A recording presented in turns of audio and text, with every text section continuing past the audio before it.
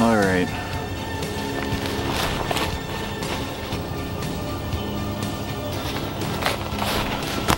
I swear I just saw a unicorn. It's around here somewhere. I'll track it after this video. What's going on, guys? This is Burrs. I want to talk to you today about what I look for in a backpack. I've had a lot of people ask me when I do backpack reviews, you know, what do I look for? What's a good thing? I just want to buy one backpack, but I, want to do multiple things with it. What should I look for? So that's what we're going to talk about today. And I recently reviewed this Alchemist 4055. This does kind of have one thing that I do look for, which is adaptability, but I don't think it is as adaptable as I'd like it to be, and it doesn't have the stuff I'm looking for. So in this bag, the one thing I'm not looking for, or one thing I am looking for, is something on the side to put some hydration. I like to put hydration on the side. It gets it out of the pack, puts it on the side, gets it out of the way of all the bigger items you can put in your pack. This doesn't have that. Now granted, this isn't for backpacking, but you might see this when you're out there looking to purchase a backpack somewhere, and you might wonder if it's good for you, what you're looking to do. What I'm looking to do is backpack. So that's where a lot of the the thought process comes in. So now let's talk about the pack I am using currently, the Black Diamond Element 60. There's a lot with this pack that I like. There isn't very much that I don't like. First off, it's lightweight. 3 pounds, about 10 ounces somewhere, give or take. A few ounces here or there, might be 3 pounds, 6 ounces. Either way, that's really lightweight for a backpack that has a lot of capability. You can lash a bunch of stuff on here, and I like that. That's something I look for. I like to carry an axe and some sort of a saw, which I have a saw right here. This is just a Corona razor tooth saw, pullback action, whatever. Really good reviews on eBay. But I like to put that stuff on the side along with some hydration. Here I got an Nalgene bottle on this side. I could put a 40 ounce, this is a 32 ounce.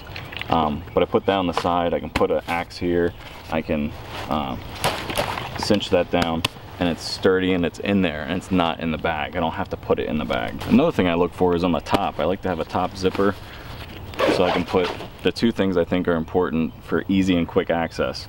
I like to have a medical kit and hydration filter, water filter. So I like to put those on the top, and I like to have a top part that has a little pouch. On the inside, I like to have something on the inside of that pouch where you can put your fire starter kit, which I don't have on this one. I have it on the inside, but I like to put it here. It keeps it out of the elements, so to speak. You don't have to really have a fire kit as quick access, so I like to store that here. When it comes to material, you can go a little overboard with lightweight material. Now granted, this is a lightweight pack, but it uses a material that's still durable and strong and is going to last a long time. When you go ultra lightweight and lightweight, you're going to find a pack that is really going to be easy on you when you're hiking through the woods doing your backpacking, but it's not going to long-term last for you. It's going to break down over time. You really have to pay attention to how you treat those packs in the wild. That's not up my alley. I don't want to have to think about, ooh, if I do this or do that, I might tear the pack, because those materials are very thin for the most part. Now, are they advancing and making thinner, more lightweight materials that are stronger? They are, but I don't think they're at the point yet where you're going to have an ultra durable, ultra lightweight backpack. So something around the 3 pound mark, 3 pound, maybe 10 ounce mark is a sweet spot for me to find some really good packs. You also want to look for materials used as far as the hardware goes. So these use really good buckles, really good YKK zippers, and it's just the little things that I look for that really make the difference. This has a like a little hook, real easy to open it up. The front of the pouch here has some organization, which is always cool, and also you can keep stuff out of the weather. But this little hook down here just makes it really easy to zipper things up and get them back to where they were. The one place that I will accept really lightweight materials on the main part of the pack is if the bottom of the pack has a stronger material. So some packs in the industry, Kelty does this, where they'll use a heavier bottom part, because that's the part, as you can see, it's going to be on the ground. That's the part that's going to be the most worn. So I will kind of go towards a little more lightweight backpack as long as they have a strong bottom part like this one does, but not if the whole pack is still ultra lightweight. Just not going to last with the bottom part.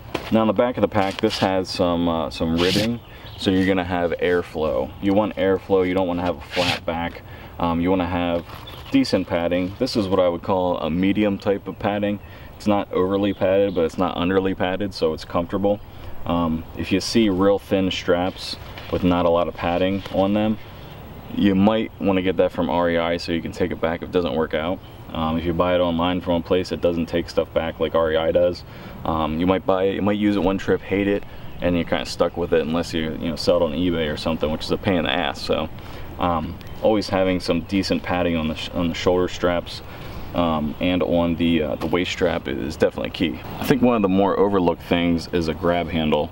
You don't realize how much you're going to need to grab something, especially if you're new to backpacking, how much you're going to need to pick this up and have a good way to do that. I like a good grab handle on the back. Some of them don't do that, but you'll find that most of the great ones that are out there, the good backpacks, they'll have a good grab handle right here for you. On the back where the straps are, the other thing I look for is for the ability to put something on here like a knife. You might put a compass on here, just some little areas where you can attach things on. This one has it right here. You can see there's some areas where you can attach things onto it, just little straps. It's the little things that really make it more comfortable for you out in the wilderness, and those are the things I look for. As far as the inside of the pack, I just need some place to put stuff. I just need an opening to put stuff in. Pretty simple. One other thing I like to do, and I don't have this pack completely set up yet, I like to bring like a little 5x5 tarp, a nice thick tarp. I cut it off of a bigger tarp that had a hole in it. That way I can put that down, I can kneel onto it, I can kind of do whatever. And I like to have on the bottom here, and this is great for wool bed rolls, for if you have some foam sleeping pads, or sleeping pads in general, you can strap them onto the bottom here. So I like to have a good bottom part here to strap things on, which this pack right here has. Like I said, it's always great to have options. You might not always use them, but it's good to have them there in case you do. Here's an example of why I like to lash things on, or why I like that ability. This is 6 liters of water. This is a dromedary bag from MSR, and all I gotta do, fill it up, take this this strap it on there somehow.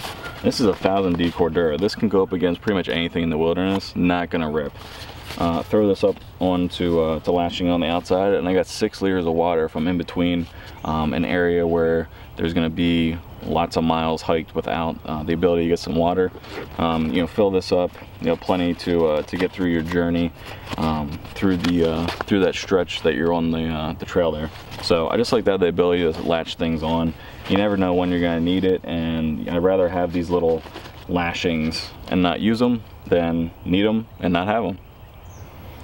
So if you guys have any questions or anything, let me know. I know this is one question I get a lot. If you guys have different tips and stuff and what you're looking to do, go ahead and put that in the comments down below, or better yet, make a video about it. Until next time, later.